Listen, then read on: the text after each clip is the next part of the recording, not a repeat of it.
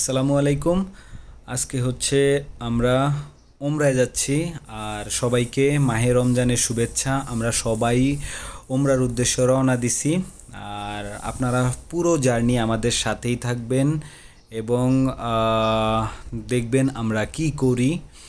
তো আমরা এখন মসজিদে মিকায় চলে আসছি। মসজিদে মিকায় আসার উদ্দেশ্য হচ্ছে আমরা যারা মদিনা থেকে ওমরায় যাই, ওমরা করার উদ্দেশ্যে রওনা দিই, তারা প্রত্যেকেই কিন্তু মদিনায় মসজিদে মিকায় আসতে হবে এবং ওখান থেকে ওমরার জন্য নিয়ত করতে হবে। এখানে আপনার একটা ব্যাপার বলে রাখি, আপনারা যদি ইচ্ছা করেন তাহলে বাসা থেকে এহরাম সহ সকল প্রস্তুতি নিয়ে আসতে পারবেন, কোনো সমস্যা নাই। আবার কেউ ইচ্ছা করলে যদি বাসা থেকে প্রস্তুতি না নেন, সেই ক্ষেত্রে মসজিদে মিকায় আইসেও আপনারা সকল প্রস্তুতি নিতে পারবেন। এখানে আপনি যদি ইচ্ছা করেন তাহলে নতুন এহরামের কাপড় পাবেন, সাথে আপনার প্রিপারেশন নেওয়ার জন্য যা কিছু দরকার এই জায়গায় আছে সব কিছু, যেমন ওয়াশরুম আছে, গোসলের ব্যবস্থা, খুবই সুন্দর একটা জায়গা। এবং আমরা আস্তে আস্তে মসজিদে মিকার মধ্যে যাচ্ছি। এই মসজিদে মিকার ভিতরটা একটু কীরকম আপনারা দেখেন। মসজিদে মিকা, এই তো আমরা ঢুকতেছি ভিতরে। অবশ্যই খুবই সুন্দর একটা পরিবেশ এখানে। আর অনেক অনেক পুরাতন ঐতিহ্য। পৃথিবীতে যেই কয়টা মিকা মসজিদ আছে, এটার মধ্যে মদিনার যেই মিকা মসজিদ, এটা হচ্ছে সবচেয়ে বড় মিকা মসজিদ এবং সবচেয়ে প্রাচীন একটা মিকা মসজিদ। আর মিকা মসজিদের যেই সামনের যেই খুবই সুন্দর একটা দৃশ্য, খেজুর গাছ।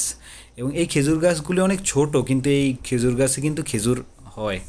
আমি এর আগের বছর যে সময় আসছিলাম তখন এই খেজুর গাছে খেজুরও দেখছি। এখন ফুল দেখতেছেন আপনারা, ফুল আছে খেজুর গাছে, হয়তো খেজুরও আসবে কিছুদিনের মধ্যে। আর আমরা এখন মসজিদে মিকার মধ্যে প্রবেশ করতেছি। একদম মসজিদ যে ভবনের মধ্যে, এটা মসজিদে মিকার মূল ফটক। ফটকে ঢুকতেই হাতের ডান পাশে আপনারা অবশ্যই র্যাক দেখবেন জুতা রাখার জন্য। জুতা রাখতে পারবেন এখানে। এই যে র্যাক রাখা আছে, খুবই সুদৃশ্য র্যাক। আর অনেক প্রাচীন ভবন এটা ভিতরে প্রবেশ করলে আপনারা দেখবেন সিলিং, সাথে ফ্লোর তো সবসময়ই আপনার চেঞ্জ হয়, কার্পেট চেঞ্জ হয়, কিন্তু সিলিং এবং মসজিদের স্ট্রাকচার দেখলে মানে আপনারা বুঝবেন যে অনেক অনেক পুরাতন বিল্ডিং। এখান থেকে নিয়ত করে যে কিছু মানুষ নিয়ত করতেছে, আবার একজন পাহারা দিয়ে দেখছে যে কারা কোনো কী করে। তারপরে আমরা এই তো চলে আসলাম, অনেক পথ পাড়ি দিয়ে কাবায় চলে আসলাম। এখন কাবায় আসার পরে আমরা নিয়তের মসজিদে প্রবেশ করার যেই নামাজ, ওই নামাজ শেষ করছি। শেষ করে এখন আমরা প্রিপারেশন নিচ্ছি তাওয়াফের বিষয়টা আমরা সবাই জানেন। মসজিদের কাবা শরীফের মধ্যে ঢুকলেই আপনারা খেয়াল করবেন, কাবা শরীফ তো অবশ্যই অনেক আল্লাহ তাআলার, অনেক মুসলমানের অনেক হৃদয়ের ভালো লাগার এবং অনুভূতির একটা জায়গা, যেখানে আসলেই ভালো লাগা তৈরি হয়, অনেক অনেক ভালো অনুভূতিও তৈরি হয়। তো অবশ্যই খেয়াল করবেন যেটা সবুজ কিছু লাইট দেয়া আছে, ওই জায়গা থেকে যদি আপনারা তাওয়াফ শুরু করেন তাইলে আপনাদের তাওয়াফের যেই রাউন্ড দিলেন ওইটা খুব সুন্দর মতো আপনারা মনে রাখতে পারবেন। ওই যে সবুজ বাতি দেখা যায় এক কর্নারে, ওখান থেকে তাওয়াফ শুরু করছি আমরা অলরেডি। এই তো তাওয়াফ চলতেছে। তাওয়াফ শেষে আমরা এখন তাওয়াফ অলরেডি শেষ পজিশনে আর কি চলে আসছি।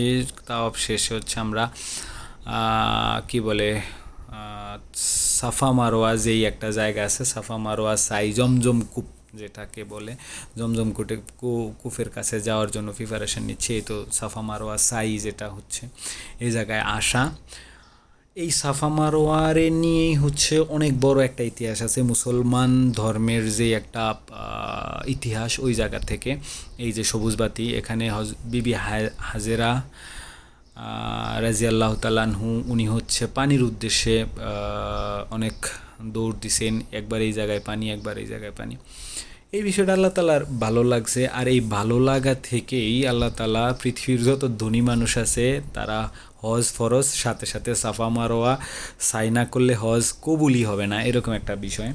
মানে এটা নিয়ম কানুন যেটা কি বলা হয়। সাফা মারোয়া সাই করা 7 বার, এই এই সাফা মারোয়ার সাথেই জমজম কূপ। এখন তো দেখা যায় না জমজম কূপ, কারণ হচ্ছে অনেক কি বলে অনেক তালা হয়ে গেছে, 3-4 তালা পর্যন্ত যেই ভবন, সব জায়গায় হচ্ছে মানুষ সাই করে, সাফা মারোয়া সাই শেষে আমরা এখন বেরোয় আসছি।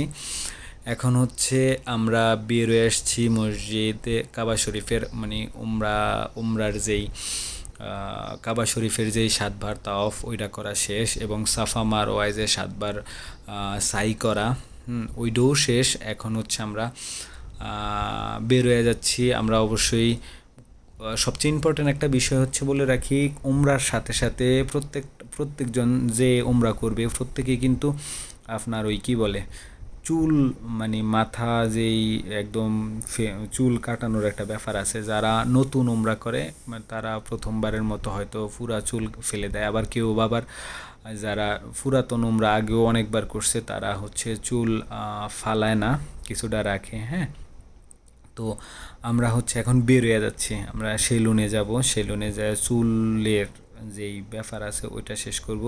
শেষ করার পরে হচ্ছে আমরা একদম কাবা শরীফ থেকে বেরোয় আবার মদিনার উদ্দেশ্যে রওনা দেব। সবচেয়ে সুন্দর একটা জায়গা হচ্ছে কাবা শরীফের ভবনের যেই কাজ এখনও চলে।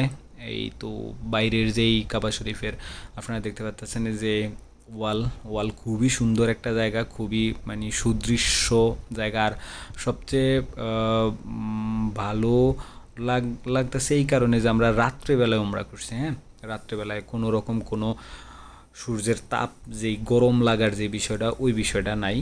আমরা হচ্ছে রাত্রে উমরা করছি।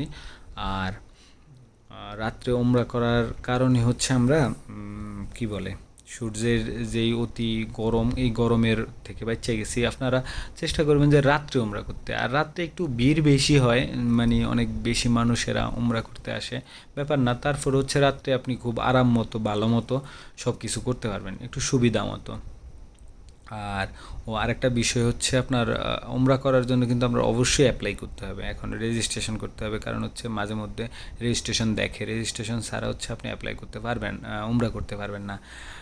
আর এখন হচ্ছে আমরা বের হয়ে যাইতেছি, একেবারে কাছাকাছি এসে পড়ছি, গেটের কাছাকাছি একদম থেকে বের হয়ে যাইতেছি। আর আজকে আমরা বের হয়ে হচ্ছে গাড়ির কাছে চলে যাবো, গাড়ির কাছে যায় তারপর হচ্ছে আমরা কি বলে মদিনার উদ্দেশ্যে রওনা দিব। তো খুবই সুন্দরভাবে উমরা শেষ করছি। সবাই অনেক দোয়া করবেন এবং আপনারাও ইনশাল্লাহ উমরা শেষ করবেন, উমরায় আসবেন। অনেক ভালো লাগা ছিল, অনেক ভালো অনুভূতি ছিল। আর এটা হচ্ছে ওয়াচ টাওয়ার থেকেই বিদায় নিচ্ছি। আসসালামু আলাইকুম।